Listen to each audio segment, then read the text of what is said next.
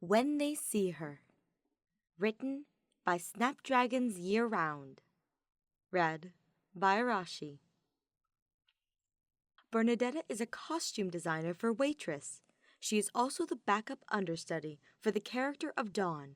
But when both Lysithea and Hilda call in sick, Bernadetta has to fill in. Cue the rest of the stage crew, aka the Ashen Wolves, Yuri in particular, stepping in to help hype her up for her first on-stage performance.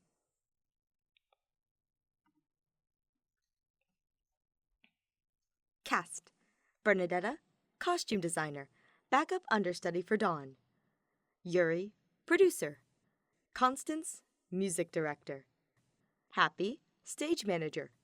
Balthus, technical director. 5 hours to lights up. I can't do this! Bernadetta shrieked. I only signed up to be the backup understudy because Lysithea said she never gets sick, and I believed her because I've never seen her sick! Yuri chuckled. You do know that everyone gets sick from time to time, right? Yes! No, I don't know anything anymore! In the backstage rooms of the Garreg Mach Theater, Bernadetta paced back and forth as the weight of the announcement sunk in. It was 4 months into the company's production of Waitress, a musical near and dear to Bernadetta's heart, where she was the lead costume designer, and where she unexpectedly found herself as the backup understudy for Dawn. It was a shock to everyone, especially Bernadetta. Bernadetta had the absolute worst stage fright, but after Byleth overheard her singing backstage, she suddenly found herself in auditions for understudies. Even more surprisingly, she got the part. Still, the only reason Bernadetta accepted the position was because she was the backup understudy. That meant that both Lysithea and Hilda would have to be indisposed before Bernadetta was called upon, meaning that Bernie could stay quiet and never go on stage. Right? Wrong. Why is this happening to me? Bernadetta cried. I never should have sung in the theater. I never should have trusted Hilda and Lysithea's immune systems. Oh, there's no need to be so glum, Constance chimed in.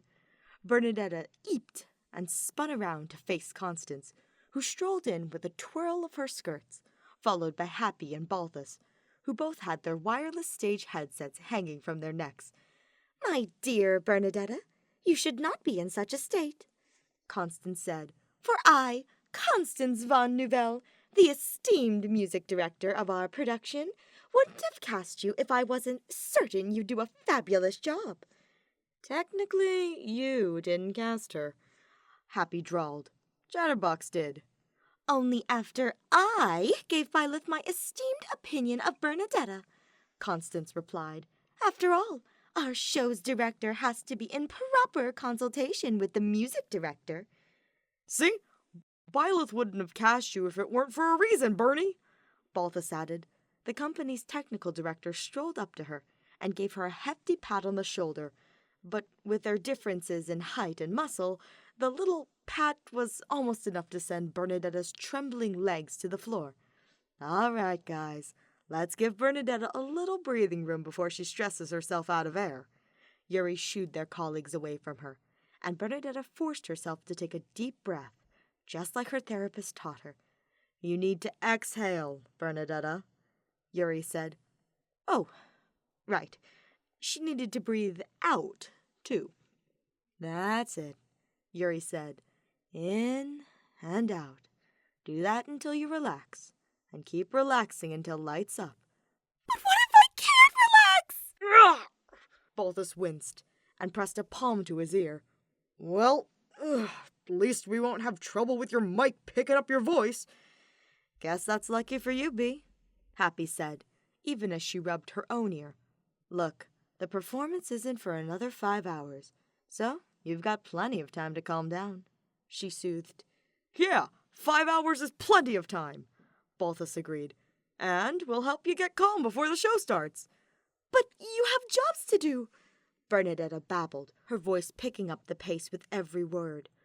Balthus, You have to talk to the tech crew. Happy has a meeting with the cast, Constance has to find a backup French horn player, and Yuri has press coming over. There's no time. Yuri set his hands on Bernadetta's shoulders and gave them a good shake. We have time. You hear me? We have time. Now stop worrying and think for a second. We all have jobs to finish before showtime. Yeah? Yeah, Bernadetta said. But that doesn't mean we have to do everything at the same time. Yuri gestured to the others. We can scale our responsibilities so that one of us is with you at all times until the show. Oh, of course, Constance cried. We take this production as seriously as you do, Bernadetta. We're not about to leave one of our cast members in the dust. It'd be utterly unbecoming of a music director if I did so. And it'd just make you a bad friend, Happy added. You really mean that? Bernadetta looked at all four of them. You'll stay with me? Hell yeah, Balthus said. Backstage crew sticks together.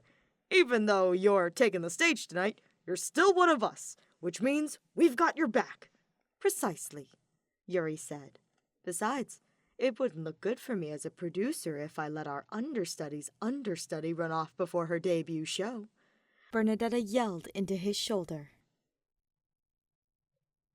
4 hours to lights up. Bernie B, I think you've got it.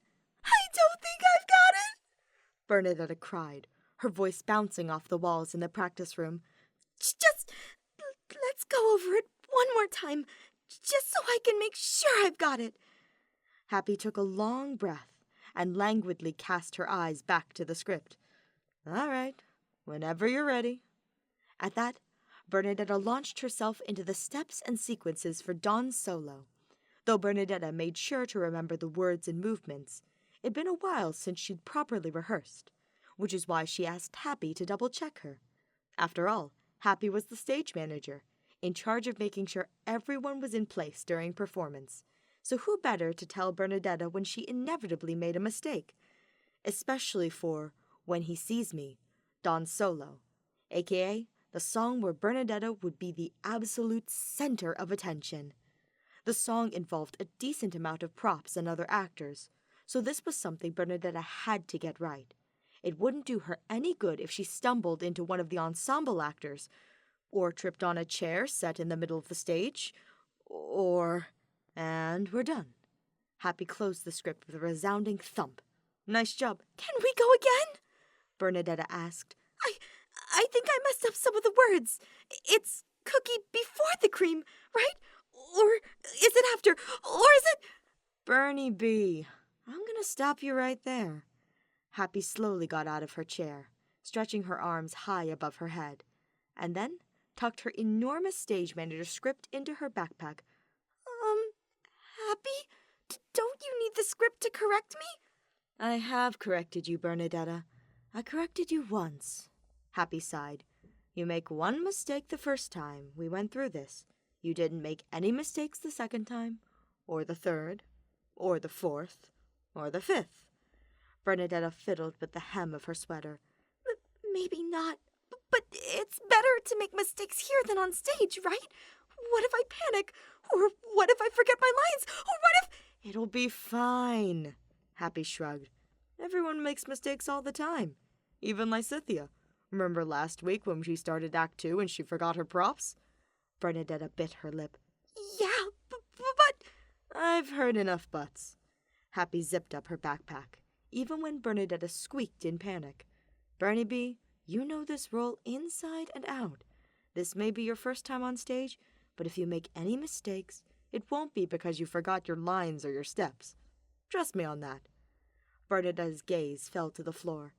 But it's not my first time on stage. Huh? Nothing, Bernadetta said quickly. Happy? You really think I'm ready? Happy scoffed. Bernie B, out of all the characters Chatterbox and Coco could have cast you as, they cast you as Dawn. I think you were born ready for this role. Bernadetta blinked at Happy's confidence, the surety in her words. Happy was a good stage manager, which meant that she wasn't afraid to point out when people messed up. And if she thought that Bernadetta was ready for this, then maybe she actually was. 3 hours to lights up. Bernadetta fiddled with the hem of her hoodie, all to avoid fiddling with the sound pack that was strapped to her body. "You ready?" Balthus asked. Bernadetta gave him a tiny nod.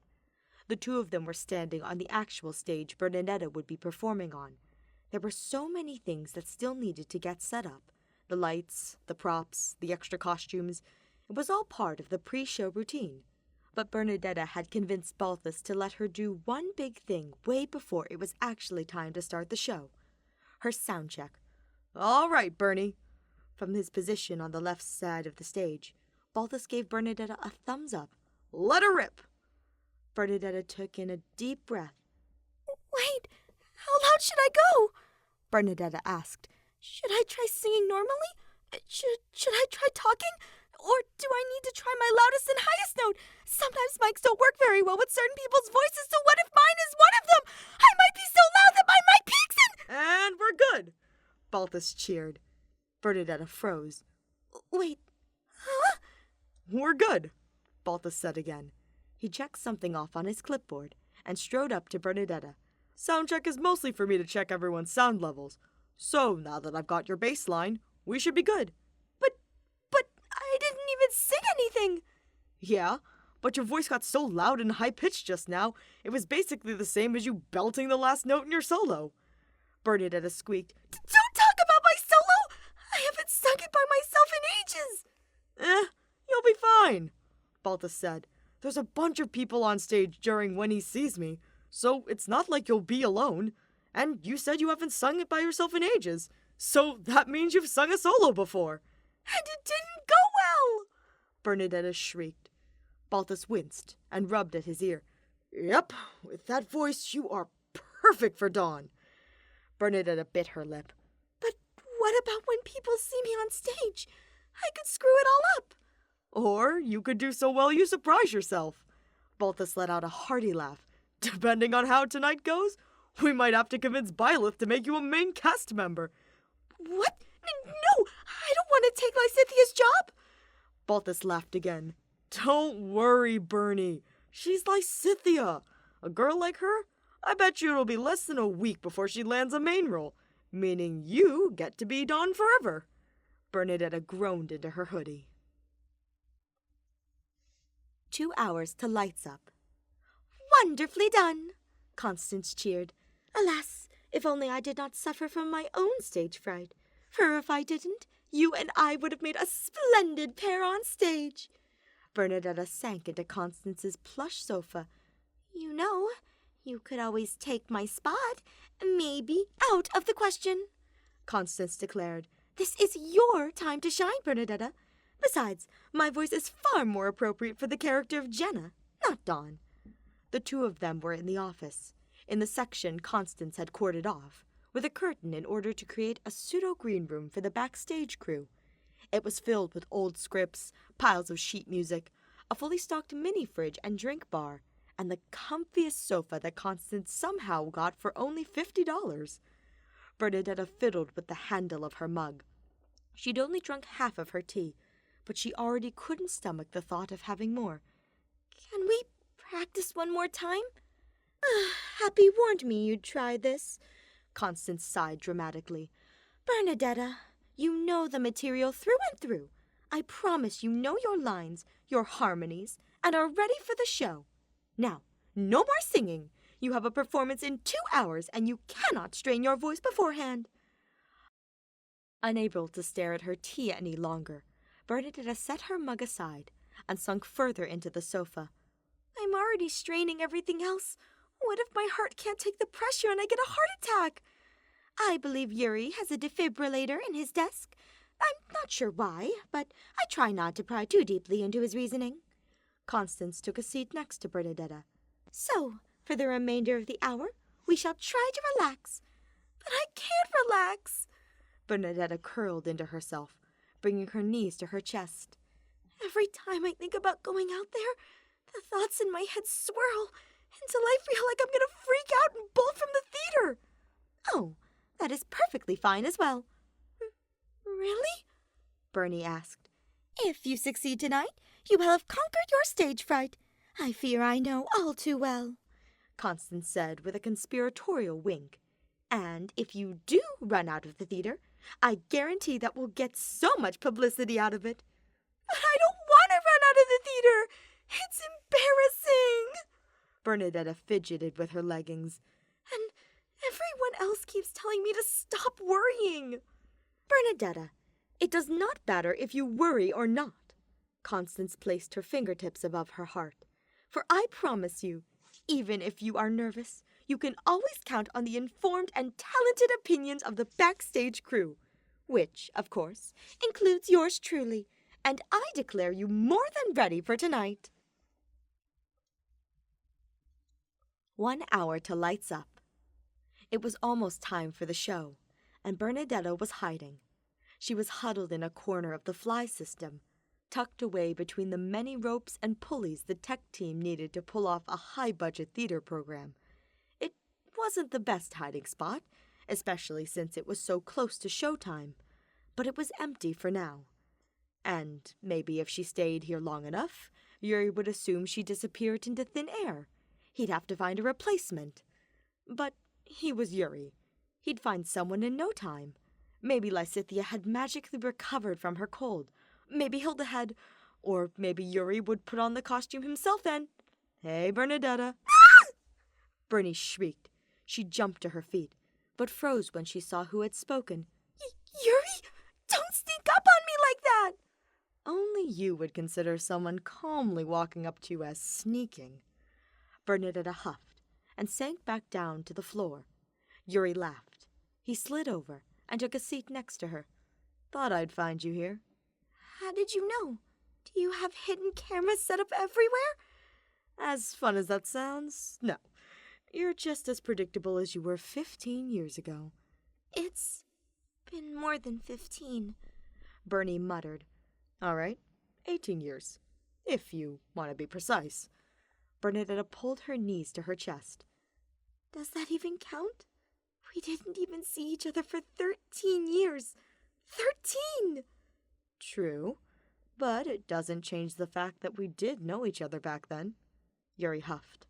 Gotta admit, I didn't expect to run into you 5 years ago, much less at a professional musical production. But it makes sense, given how we met in the first place. Yeah. Yuri looked around at the ropes, the rigging, the lights. This place brings back memories, doesn't it? Bernie smiled. You were the one who taught me how to set up the ropes. Yep, after you tied your own sweater to the fly system. That was one time! Bernadetta buried her head into her knees and groaned. I was so dumb back then. It was a kids' theater program. Everyone was dumb. You weren't. You were the smartest kid there. Yuri was quiet for a moment. And yet, you were the only one who wanted to be my friend. Bernadetta raised her head, but when she turned to Yuri, he wasn't looking at her. He was gazing at the many ropes that surrounded them, with a faraway look in his eyes. Out of everyone in that fancy program, I was the only kid who was there because he won a voucher, Yuri said. Even when I decided to join the backstage crew, no one wanted to be my friend. No one even wanted to talk to me. They preferred to spend their time laughing at the poor kid who had to take a bus every day because his mom couldn't afford a car. Everyone but you. Why? Bernadetta hunched into herself. Because you didn't deserve to get treated like that. And because you were smart and funny and knew fun games to play.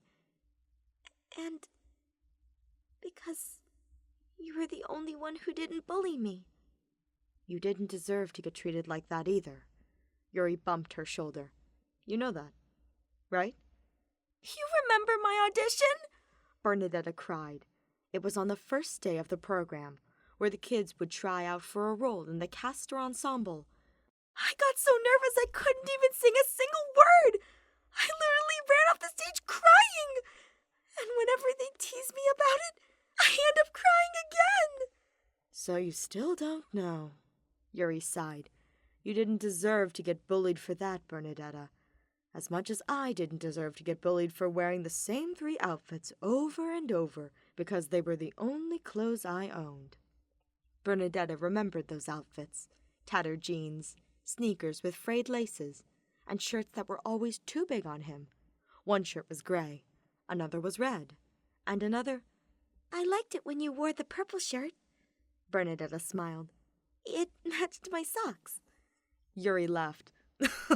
Yeah, you had, what was it, 20-something pairs of purple cat socks? 28! And stop laughing! I really like those socks. Yuri kept laughing, and somehow Bernadetta started laughing too. Then there was quiet, as Bernadetta worked up the nerves to ask the biggest question on her mind. Yuri, what happens if I mess up again? When people see me on stage, what would the audience think? Who cares what the audience thinks? I do, Bernadetta said. If I bomb, then it could ruin the reputation of our show. We could get bad reviews, we could lose sales, we could— Just say that it was a newcomer's first professional appearance, and we appreciate the audience understanding the nerves and pressures of going on stage. And if they don't understand? Yuri shrugged. Who cares? If they make a fuss over that, then they're not the kind of people I want coming to our shows. So, who cares what others think? Bernie bit her lip. But what about the cast and crew? I have to work with them. And if they think of me as the girl who got so nervous she couldn't sing and ruined everyone's hard work? Yuri sighed. All right. It's okay to think about what some people think. But I'll tell you this, Bernadetta. No one in the production will care if you bomb. Really? Bernadetta asked. But everyone keeps telling me I'll do great. So what if I don't? Then it's okay. How? Because we know you, Bernadetta. Yuri smirked. And we know how terrifying this is for you. So even if you do bomb, I can promise you that no one in the backstage crew will think less of you. If anything, we'll just be proud you had the guts to go up there. Bernadetta blinked, and tears fell down her cheeks. But these weren't sad tears. Even Bernadetta blushed and fumbled when Yuri immediately pulled out a tissue from his pocket. No, these were happy tears. Because finally, Bernadetta felt that maybe, just maybe, she could do it. She could do it. Lights up. All right, we're ready on our end, Baltus grinned. How you feeling, Bernie? I think I'm feeling okay. Bernadetta smoothed down her waitress outfit and tucked a strand of hair behind her fake glasses. It had been ages since her hair was this brushed, and it actually looked nice on her. I'd say you're doing more than just okay, Constance declared. Hair and makeup really did a wonderful job. They bid you adieu to the pre-show panic look, and bonjour to a marvelous stage look. Coco says you look good. Happy deadpanned. And, for the record, I agree. Yuri huffed before pressing a hand to his headset. Got it. All right, Bernadetta, the stage awaits. Remember, you know your stuff, Bernie B. Happy said. Yeah, you've got this, Baltus cheered. You do, for Constance von Nouvelle has faith in you, Constance said. And no matter what happens, Yuri said, we're here to back you up. Okay? Okay. Bernadetta smiled, and tears pricked her eyes again. Thank you. Thank you. All at once, the 4 friends in front of her bundled her into a big group hug, and Bernadetta couldn't stop smiling. For the first time in 18 years, Bernadetta was going on stage. She might be nervous, and she might fumble, but now she was ready to give it her all. The end. Thank you for listening.